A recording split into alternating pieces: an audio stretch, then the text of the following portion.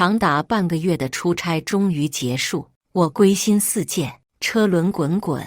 我正在回家的路上，这时手机响了，是婆婆来的电话。电话里，婆婆详细地列出了一串购物清单，花椒、猪蹄、鲫鱼等等，还特别强调要买品质上乘的。我心中生疑，这不太对劲。大家好，开始今天的分享之前，希望你能给人间烟火点个订阅，我将会分享更多优质的内容。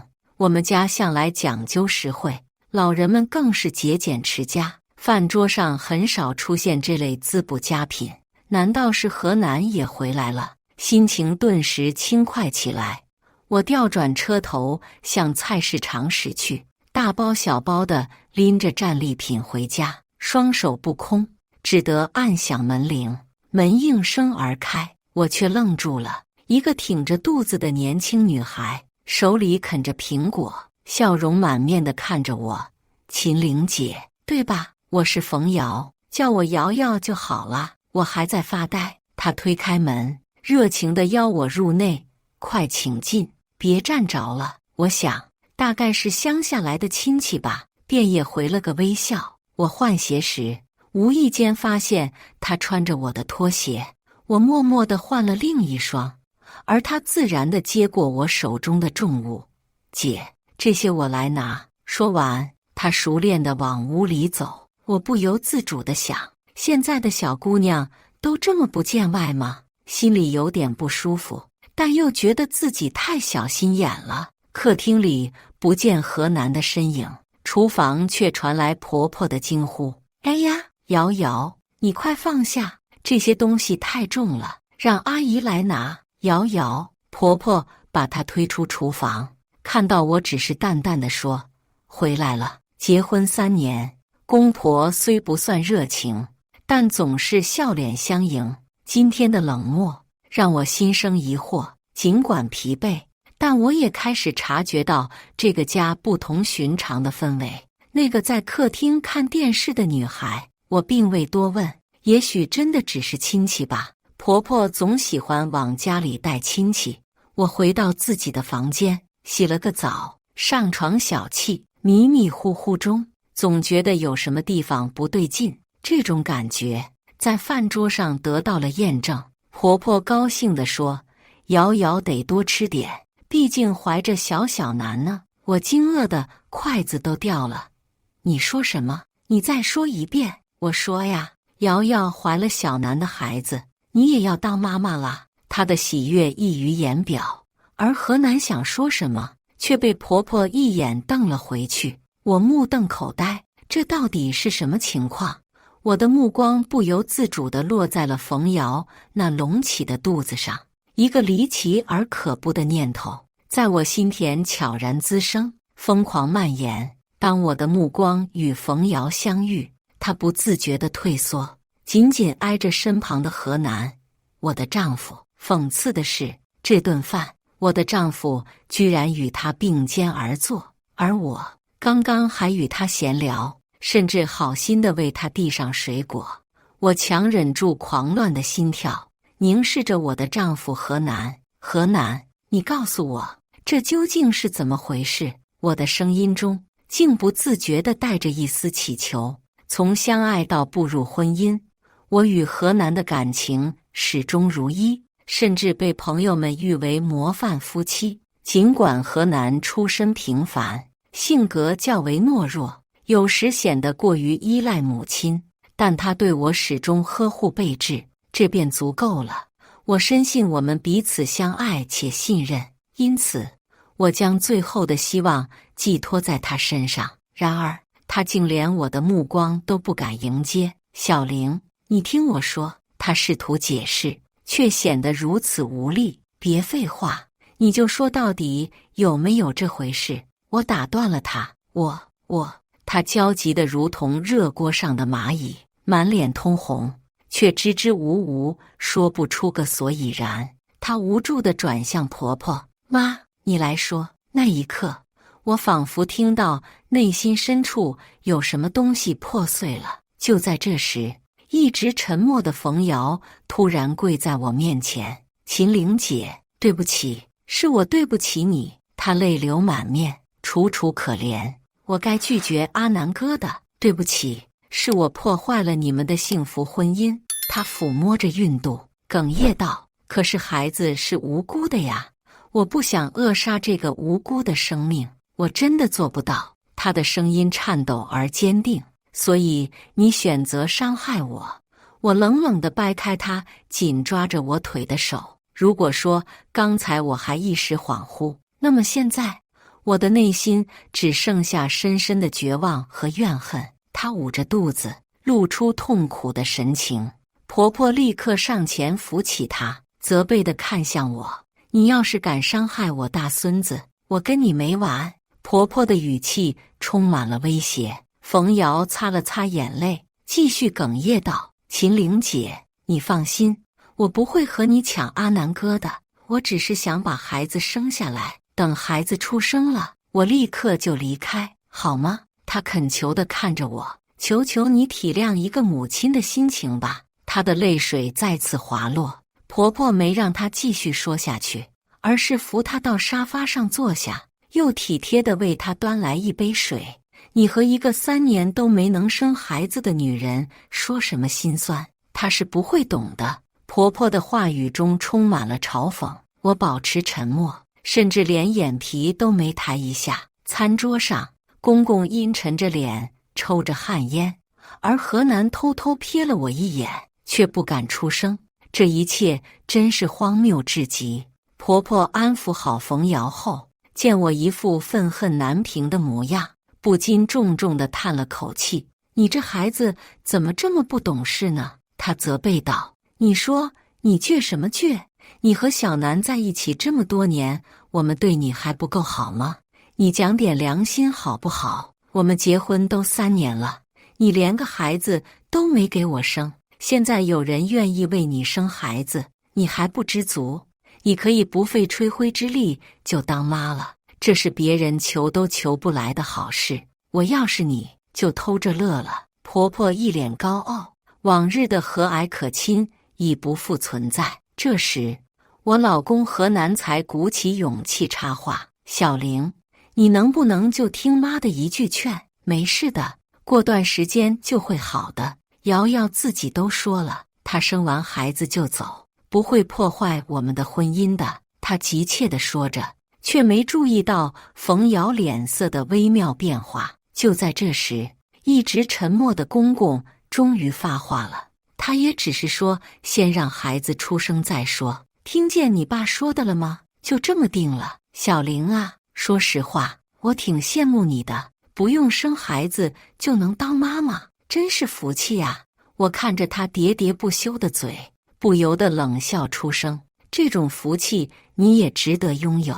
那一夜，我独自躺在我和何南的婚床上，辗转反侧，无法入眠。他现在在何处？是否在冯瑶身边？对我而言，已经无所谓了。今天的真相如同晴天霹雳，让我惊愕不已。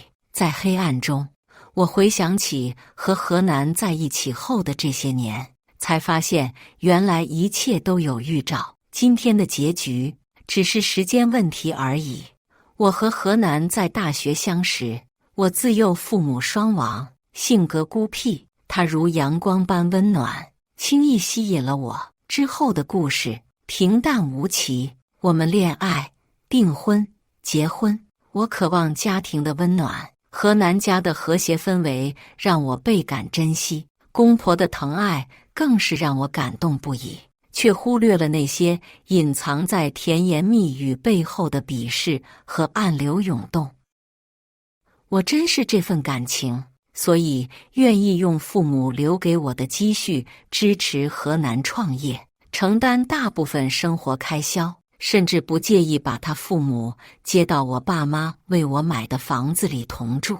我自认为对何南已经仁至义尽，在我们的婚礼上，他们家的亲戚也都夸赞我，让公婆对我好点。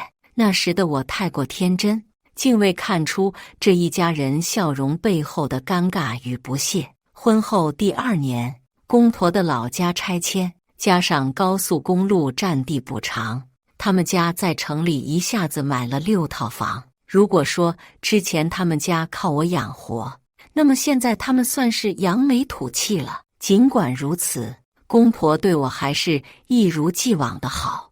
我当时还庆幸自己嫁了个好人家，现在看来，婆婆对我的抱怨根本就是我自作多情的爱的吐槽。他们没让我和河南离婚，只是因为他们爱面子，不想背上背信弃义的骂名。至于河南，只能说是我当初瞎了眼。我只知道他性格懦弱、妈宝，却没想到他还有胆子做出这种事。他长时间的外派工作，却为他们提供了隐秘的相聚机会。每当我想象他与我通话时，可能正深情款款地陪伴在冯瑶身边，一阵恶心就涌上心头。他之前抱着我，泪流满面的忏悔，声称自己并非有意为之，希望我能宽恕他，携手共度此次难关。但此刻，我的满腔深情已化为熊熊怒火，真恨不得将它撕成碎片。如果说和冯瑶的纠缠是无心之失，那怎能让孩子悄无声息地成长到这么大？如果说这一切都是无意，那冯瑶怎会在我离开期间堂而皇之地登门入室，享受本应属于我的一切？现在我必须承认，过去的所有选择都是错误的。我的宽容和忍让只会让河南一家误以为我软弱可欺。我曾深爱的爱情其实早已腐朽不堪。我愿意面对自己的错误，但绝不会再重蹈覆辙。起初我想简单处理这件事，我不愿与冯瑶争斗，也懒得与这家人纠缠不清。既然冯瑶大着肚子想取而代之，那我不如成全他，把这个懦弱至极的妈宝男河南让给他算了。我从小就性格独立，即使嫁给河南后，也保持着经济自主。离开他，我几乎毫无损失，甚至可以说，摆脱这一家子的拖累后，我会活得更加自在洒脱。只是我的婆婆实在令人厌烦，她对我提出的离婚建议不屑一顾，只是冷冷地嘲讽道：“离开阿南，你还能活吗？”我承认，这些年我对河南的深情可能给了他错觉，让他以为我离开他儿子就无法生存。仔细想想，婆婆这么说也不是没有道理。毕竟除了怀孕这一点，冯瑶在各方面都与我相去甚远。一个年薪几十万的设计师儿媳，和一个负债累累在工厂打工的儿媳，谁的价值更高？我想婆婆心里一清二楚。但更荒谬的是，她的贪婪超出了我的想象。她既想要一个才貌双全的儿媳，又想要一个可爱的亲孙子，所以她再次提起了那句我曾误以为是玩笑的话：“你都能无痛当妈了，这是多么好的福气呀！”在她看来，我非但不该生气，反而应该感到高兴。儿子都被送到面前了，我岂有不欣然接受之理？这简直是愚蠢至极！傻孩子，白白捡到一个儿子，谁不高兴呢？小玲啊，听妈跟你说，这孩子将来谁对他好，他就会跟谁亲。为了让孩子以后把你当亲妈，你得多跟小瑶接触接触，培养培养感情才是。要不你这段时间先别工作了，留在家照顾小瑶吧，她一个孕妇也挺不容易的。秦玲姐，真的不好意思，老麻烦你。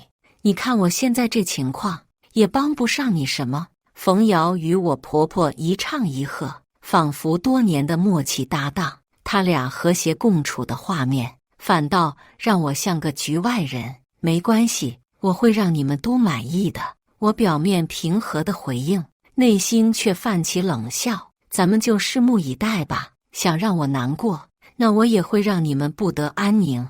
他俩高兴地转头看电视时，我迅速拨打了家政公司的电话。小徐，孙阿姨今天没接其他单子吧？好，我到了再联系你。看着婆婆那满面春风的样子，我心中已有了计划。白捡个儿子当妈，这种好事，你们要不要试试？在家政公司的会客室里，孙阿姨听完我想请她做住家保姆的提议后，表情复杂多变。秦岭，这是觉得工资不够高吗？不是，那你是没经验。孙阿姨摇了摇头，我摊开手，那不就结了？我给你这个机会，你好好干，对我们都有好处。她皱着眉，似乎有些为难。秦岭，你知道我和你公公他，这不太合适吧？我微微一笑，紧盯着她的表情变化。正因如此，你更应该来我家，不是吗？难道你不想看看那个破坏你家庭的女人过得如何？难道你不好奇和叔叔的另一个家庭生活是怎样的？你真的甘心一直这样受委屈？这是个难得的机会，你真的不想试试？我的每一句话都直击她的心灵。孙阿姨攥着衣角，沉默了许久，最终下定决心：小秦，这工作我接了，我会好好干的。她眼中闪过一丝坚定，又迅速消失，补充道：我只是因为工资高才来的，我会做好自己的工作，不会有别的想法。我冷笑一声，这样就足够了。过几天你准备好就直接来我家吧。哦，对了，把你儿子也带上。我站起身离开会客室，留下孙阿姨可能正用复杂又感激的眼神看着我。接下来的日子想必会非常精彩，我真是迫不及待了。关于公公和孙阿姨的事，我也是偶然得知。那时婆婆摔伤，家里人都忙，便想去家政公司找人照顾她。初时一切如常，但后来公公频繁地去家政公司，即使已经为婆婆选好了保姆，他每次都以再找个更细心的为借口。这件事还让婆婆高兴了好一阵子。我偶然在楼梯转角撞见公公紧紧拥抱着孙婶，那一刻我如遭雷击。经过公公的倾诉和我的秘密调查，我才得知孙婶原来是公公的初恋，而婆婆只是家族安排的婚姻。公公为了孝顺，割舍了与孙婶的深情，与婆婆结为连理。几十年后，命运的巧合让他们重逢。更令我震惊的是，孙婶那个患有轻微自闭症的儿子，竟然是公公的亲生骨肉。为了家庭和睦，我选择了沉默，将这个秘密深藏心底。我带着孙婶和她的孩子上门的那天，婆婆何楠正陪着冯瑶在小区散步。冯瑶带着肚子，享受着众人的呵护。当被问及冯瑶的身份时，婆婆只是笑称她是何楠的远房表妹。我觉得这一切都是那么虚伪，但我并不着急，因为我即将揭开这一切的伪装。当我们碰面时，婆婆立刻质问我为何不给冯瑶做饭。我尚未回答，她的目光已落在孙婶身上，她眼中的恐慌和愤怒无法掩饰，声音尖锐地指责孙婶。我趁机把孙婶介绍给大家，说是我为冯瑶请的保姆。婆婆突然发疯般地攻击孙婶，周围的人都聚集过来看热闹。孙婶的儿子受到惊吓，尖叫不止，场面一度失控。看到这一幕，我深知我的计划已经初见成效。此刻，何楠和冯瑶站在一旁，面面相觑。何楠一脸茫然，显然对这个突如其来的情况感到困惑，而冯瑶则是一副看好戏的表情，似乎很享受这场混乱。我心中冷笑，这就是我要的效果。我要让所有人都看到，这个家早已不再是曾经的那个和睦家庭，而是充满了谎言和欺骗。我冷静地站在一旁，观察着每个人的反应：婆婆的疯狂，孙婶的忍让，何楠的茫然，冯瑶的冷漠，这一切都让我感到一种莫名的快感。我知道这场戏才刚刚开始，接下来还有更多的精彩等着他们，而我将是这场戏的主导者。我要让所有人都为他们的行为付出代价。公公姗姗来迟，目睹了眼前即将失控的场面，他严厉地质问婆婆：“你又在和别人闹什么？”走上前去，他一把捉住了婆婆正欲施暴的手，将她猛地拉到一旁。这也难怪，毕竟婆婆的泼辣是出了名的，以前就有过与人争执打斗的事情。公公见婆婆安静下来，才转头去看那个被打的人，只是一眼，他的脸上便露出了难以置信的表情。阿丽，你怎么会在这里？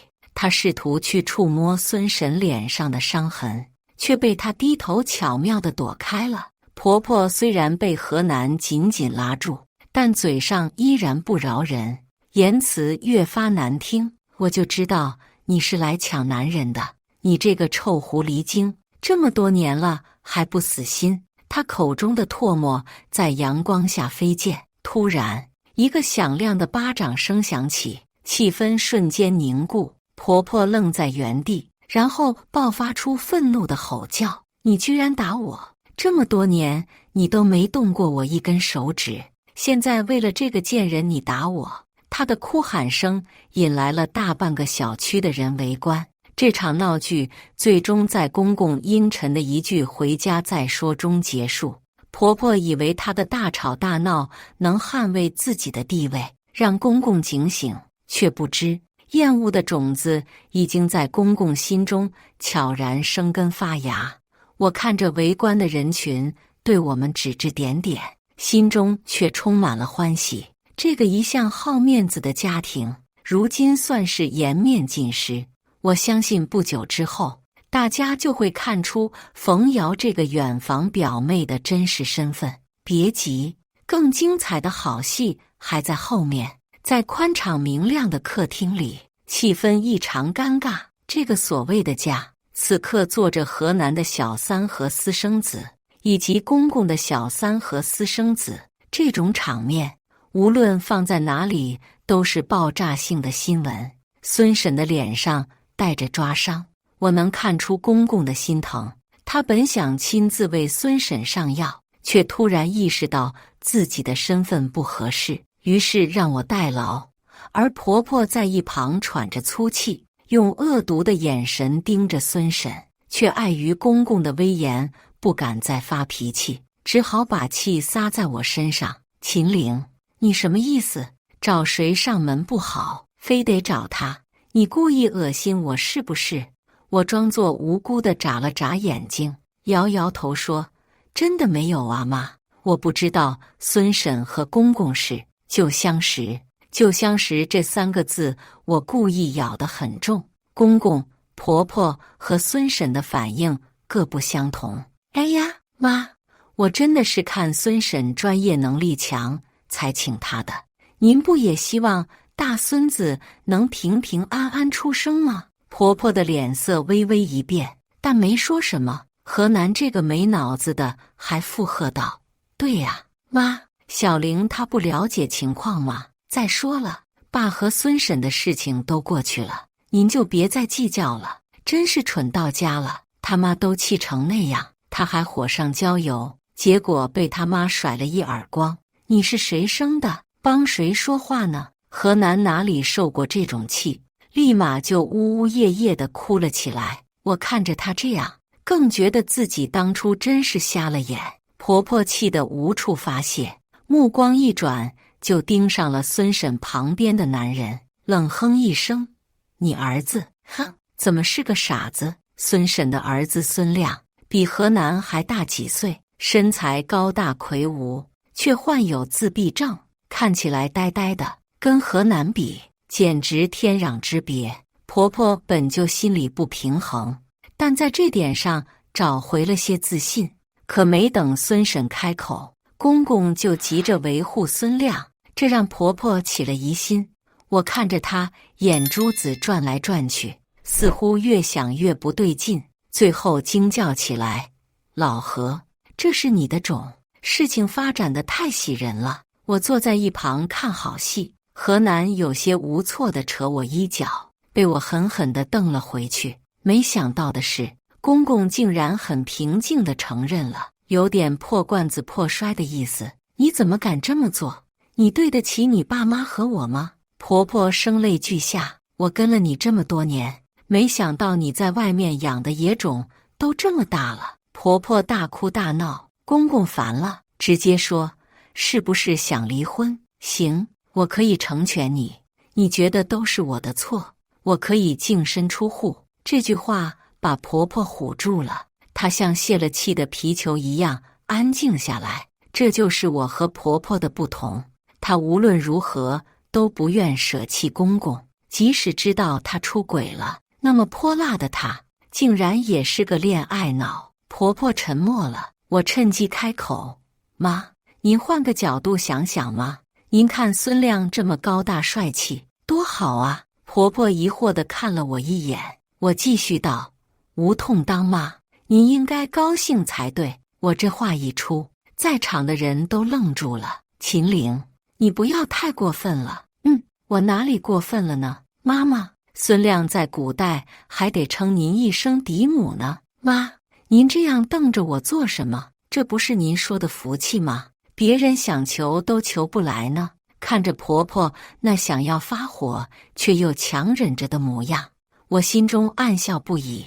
一直保持低调的孙婶此时站了出来，她语气平静地说：阿梅，别想太多，我和老何的事情早已经成为过去，孙亮只是我一个人的儿子，与他没有任何关系。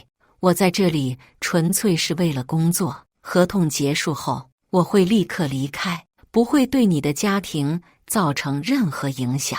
孙婶的话坚定而有力，婆婆想要反驳，却找不到合适的言辞。既然话说到这个份上，公公也顺水推舟，让孙婶接下了这份工作，并安排她和孙亮住进家里，全面负责照顾冯瑶。表面上一切看似和谐，然而实际情况如何，还需拭目以待。孙婶和孙亮被安排住在1楼改造后的房间，而冯瑶则以养胎为由霸占了我和河南的主卧。我对此并不在意，毕竟这场戏越来越精彩了，住在哪里都一样。孙婶为人亲切，工作勤勉，性格也温柔，这些都是婆婆无法比拟的。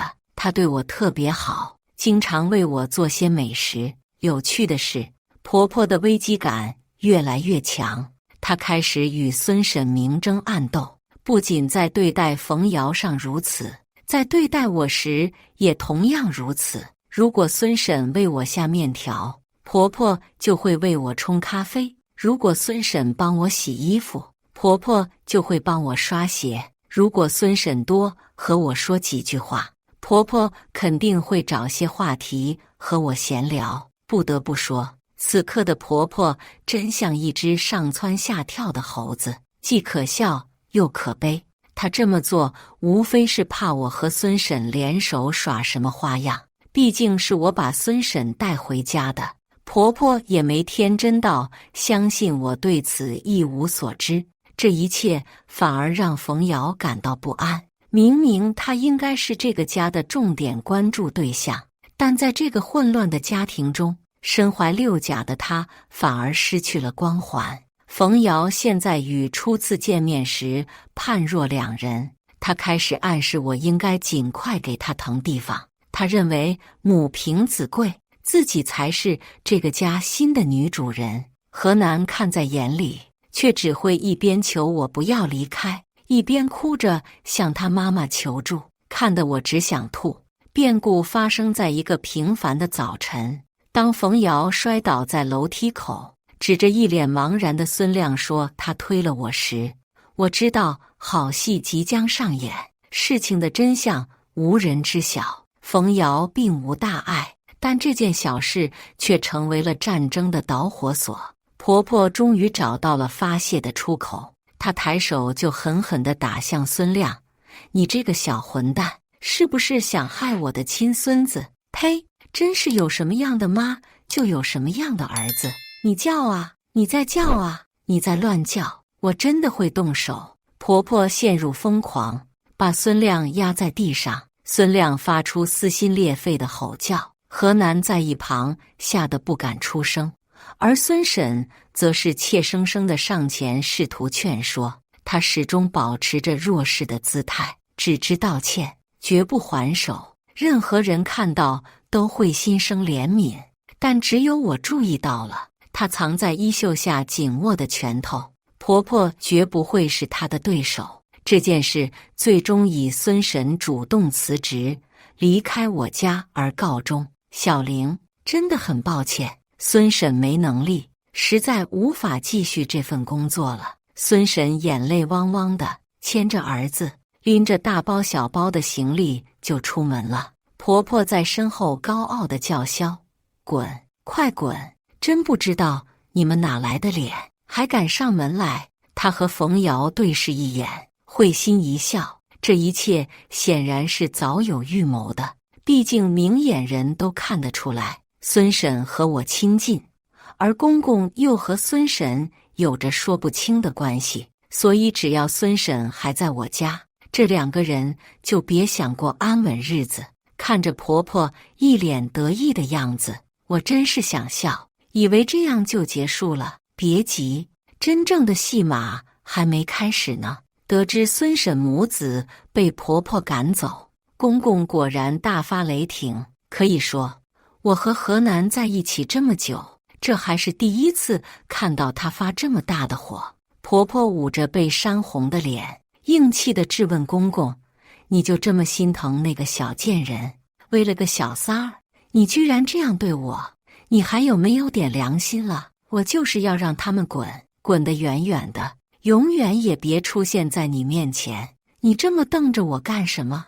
难道你忘了你爸妈临终前是怎么交代你的了？”他说的理直气壮，仿佛只要搬出这张免死金牌，别人就不能把他怎么样。但这一次他失算了。公公痛心地说出了当年的真相，原来公公和孙婶才是真心相爱的一对，而婆婆是父母硬塞给她的妻子。为了得到公公，婆婆甚至不惜主动现身，设计陷害公公，宁愿牺牲自己的名声，也要和他在一起。原来真正的小三是他呀！那些骂人的污言秽语，其实都应该用在他身上才对。公公撂下一句“你好自为之”，就摔门而去，留下婆婆一人面对这尴尬的场面。何南肯定没想到，他一直视为神圣不可侵犯的亲妈，居然有这样一段不堪的过往。而冯瑶则是摸着自己的肚子，眉头紧锁，心事重重。怎么样，很意外吧？以后孩子叛逆，却牵扯出了这样复杂的一家人。婆婆绝对没有想到，公公竟然会如此高调地将孙婶和他儿子接了回来，更宣称家中若再有人惹是生非，他绝不留情。孙婶依旧展现出那副温婉柔弱的样子。阿梅，真的很抱歉，我其实并不想回来，但老和他坚持。好了，你不用跟他解释这么多，带阿亮去安顿一下，准备做晚饭吧。公公虽然话说得平淡，但他看向孙婶的眼神中满是藏不住的深情，那温柔的语气显露无遗。婆婆完全慌了神，而这一刻，我察觉到我的机会已经来临。果然，当天晚上他就主动找上了我，承诺只要我能让孙婶母子离开我们家，他可以满足我的任何要求。我漫不经心地翻看着手机，随意地回应：“妈，你是不是搞错了？这跟我有什么关系？”她默默地望着我，无言以对。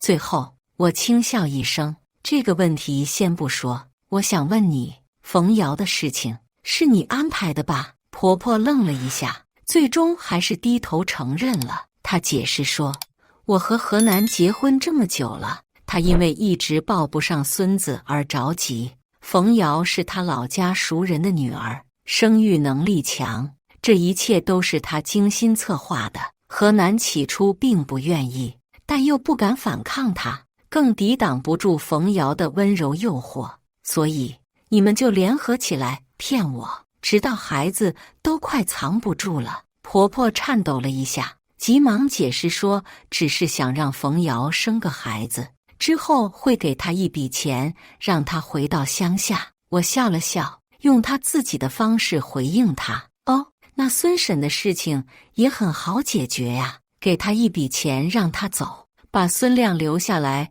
给爸当个念想，你也能体验一下无痛当妈的感觉，怎么样？婆婆被我讽刺的脸色发青，愤怒至极，却无言以对。过了好一会儿，她才缓缓地挤出一句话：小玲，是妈妈对不起你，妈妈向你道歉。道歉吗？已经晚了。我看着这个跪在我面前的老妇人，心中没有一丝同情。尽管她以前对我也挺好的，但那些都只是假象而已。最终我和婆婆达成了协议，她让河南与我离婚，并将名下的2套房产转给我，而我则负责让孙婶一家永远离开她的家。河南其实内心并不愿意，但她的妈宝男性格使她不得不顺从。当婆婆严厉地责备她几句后，她连反驳的勇气都没有了。我不得不承认，离婚之所以没有立刻实现，并非河南的挽留，而是婆婆的坚决反对。在婆婆面前，河南表现得如此顺从，就像一只温驯的小狗。即使当我们拿到离婚证书的那一刻，她也只是怯生生地对我说：小玲，我真的很爱你，请放心，总有一天我会说服我妈，到时候你一定可以重新回到这个家。她瞥了一眼不远处的冯瑶，眼神有些躲闪。关于冯瑶，我妈说了，她只要孩子，你放心，我妈会处理好这一切的。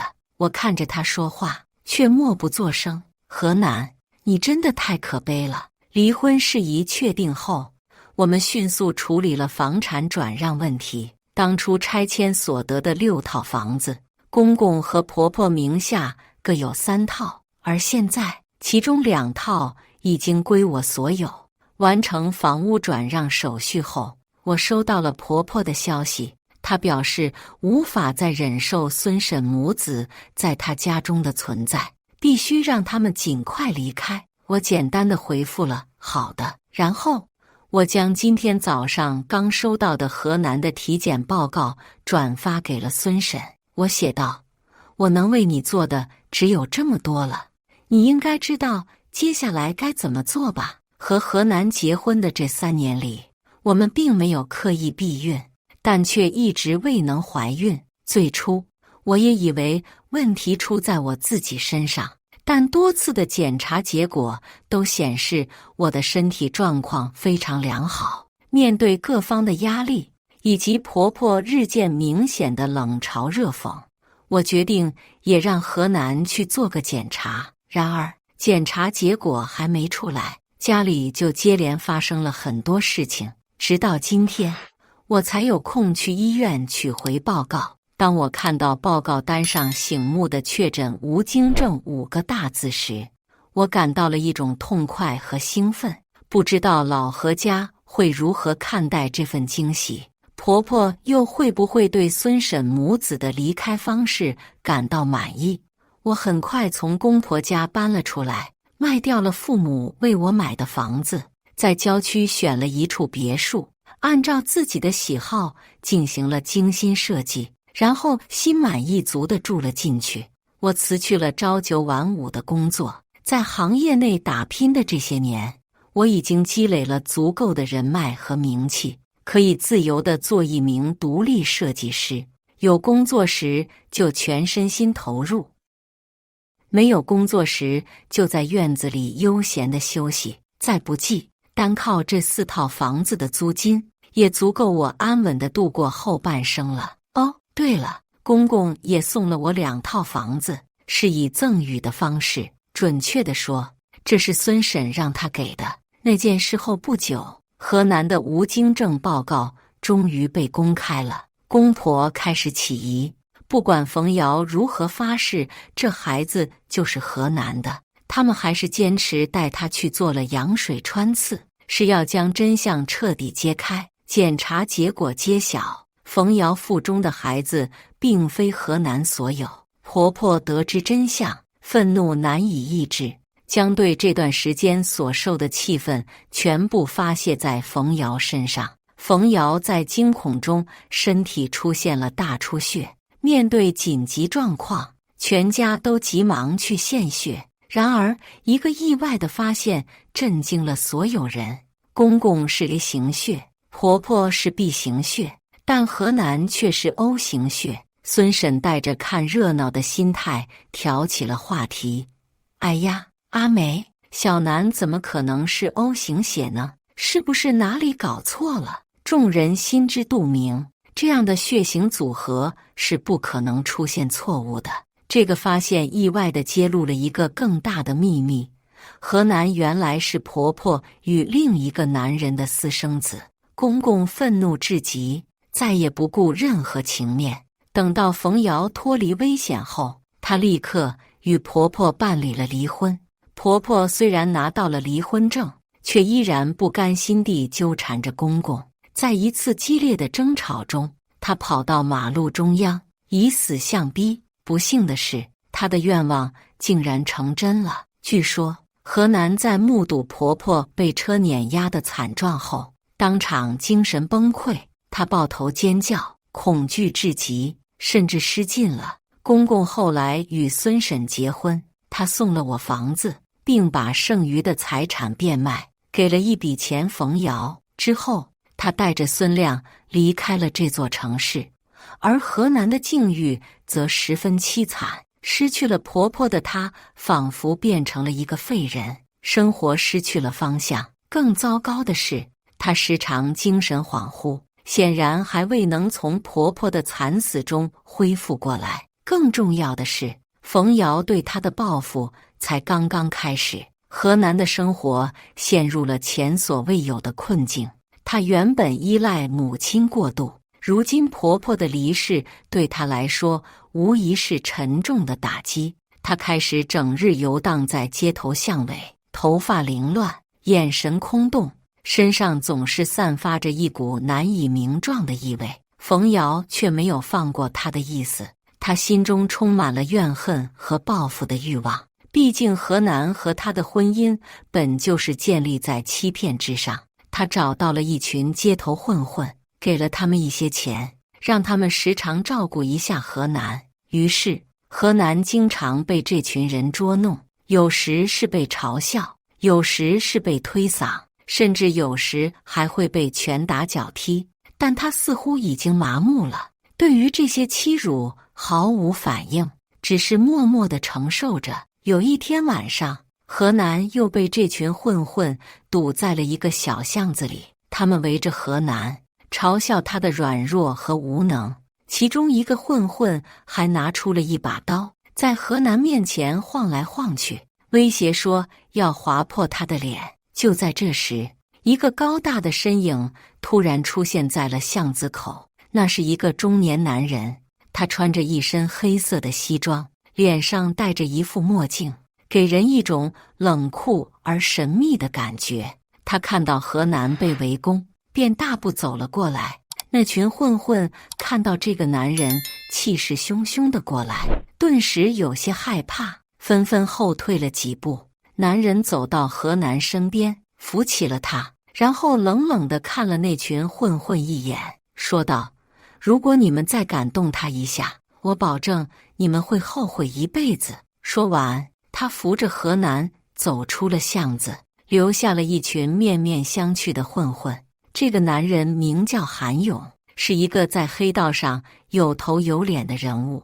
他之所以会出现在这里，是因为他在暗中观察河南已经有一段时间了。他觉得河南虽然落魄，但身上却有一种说不出的气质，让他产生了兴趣。韩勇把何南带回了自己的住处，给他洗了个澡，换了一身干净的衣服，然后他坐在何南对面，看着他说道：何南，我知道你现在很落魄，但是我看得出来，你并不是一个普通人。如果你愿意，我可以帮你重新站起来。何南抬头看了韩勇一眼，眼中闪过一丝疑惑和警惕。他不知道这个男人为什么要帮他，也不知道他到底有什么目的，但是他现在已经没有什么可失去的了，所以他决定赌一把。他点了点头，说道：好，我愿意跟你走。韩勇笑了笑，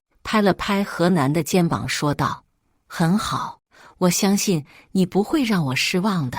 于是何南开始了他在黑道上的新生活。他发现自己在这方面竟然有着天赋般的悟性和能力。在韩勇的悉心指导下，他很快就掌握了许多黑道上的技巧和手段。他开始参与韩勇的一些生意活动，并且表现得非常出色。他不仅能够迅速地分析出市场的情况和对手的策略，还能够制定出切实可行的计划来应对各种复杂的情况。韩勇对何南的表现非常满意，他开始把更多的生意交给何南去处理，而何南也没有辜负他的期望，每一次都能够出色地完成任务。随着时间的推移，何南在黑道上的地位也逐渐上升，他开始有了自己的势力和影响力，甚至有些人开始称他为黑道新星。然而，就在他最风光的时候，冯瑶却突然出现了。他看到何南现在的成就和地位，感到非常惊讶和不甘。他决定要再次对何南进行报复，让他付出应有的代价。但是冯瑶并没有直接去找何南的麻烦，而是选择了一种更为阴险的方式。他开始暗中收集何南参与黑道生意的证据，并且打算把这些证据交给警方，让何南身败名裂。然而，他的计划并没有那么容易实施，因为何南在黑道上的地位已经非常高，他的身边总是有人保护着，而且他也变得更加警惕和谨慎，不再像以前那样容易被欺骗了。冯瑶并没有放弃，他开始利用自己的美貌和魅力去接近何南身边的人，试图从他们口中套出有用的信息，但是他并没有得到太多有价值的线索。就在冯瑶感到束手无策的时候，一个神秘的男人找到了他。这个男人自称是何南的敌人，他告诉冯瑶自己手中握有何南参与黑道生意的确凿证据，并且可以和他合作一起扳倒何南。冯瑶虽然对这个男人保持警惕，但是他还是觉得这是一个机会，于是他决定和这个男人合作，一起对付何南。然而他并不知道这个男人其实是韩勇派来的卧底。韩勇早就察觉到了冯瑶的动向，他派这个男人去接近冯瑶，就是为了掌握他的计划和动向。当冯瑶把这个男人带给他的所谓证据交给警方的时候，警方却告诉他这些证据都是伪造的，根本无法对何南构成任何威胁。冯瑶感到非常震惊和失望，他意识到自己已经被这个男人利用了，他想要报复何南的计划彻底失败了，反而让自己陷入了更加尴尬的境地。而何南在得知这一切之后，只是冷笑了一声。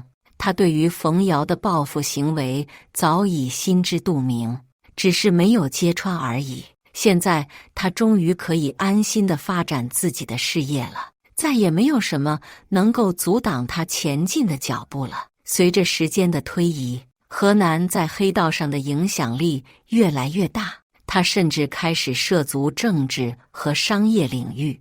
他用自己的智慧和手段在这些领域中取得了巨大的成功，成为了一个真正的大人物。而冯瑶则逐渐淡出了人们的视线。他开始了自己的生活。他明白自己和河南之间的差距已经越来越大，再也无法回到过去了。他选择了放下仇恨和报复心理，重新开始自己的生活。以上就是今天分享的故事。大家有什么想说的、想吐槽的，欢迎在下方评论交流。也更希望能给人间烟火点个订阅，我将会分享更多优质的故事内容。